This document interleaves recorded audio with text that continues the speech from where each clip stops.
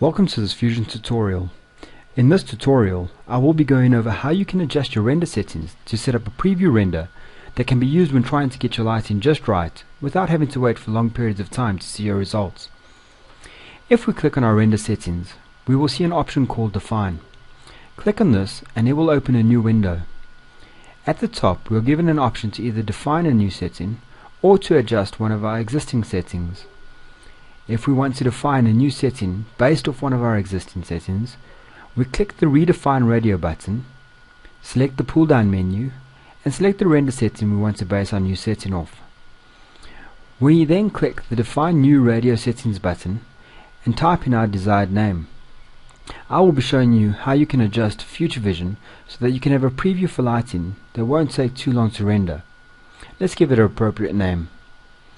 We can also rename existing settings or delete ones we don't use. If we don't select Define for new rooms, then the changes we make will only be available in the designs that we created them. Future Vision uses what is called a scanline renderer. Currently we have the scanline renderer set to full, but we want to use the preview option for this render setting.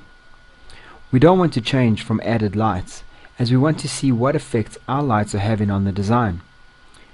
Deselecting shadow will speed up the render, as Fusion will not have to calculate where the shadows would be cast, but then we would not get the full effect of the lighting.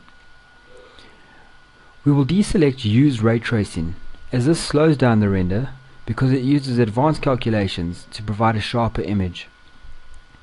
The edit fields below the render features checkboxes offer control of the final image resolution. These options allow a trade-off of image quality for speed, and careful use of these can drastically improve render times. For our purposes, we will leave max pixels at 2048. Blocking factor tells Fusion to divide the drawing into blocks of pixels. The smaller the number, the smaller the block. A blocking factor of 1 tells Fusion to calculate every pixel.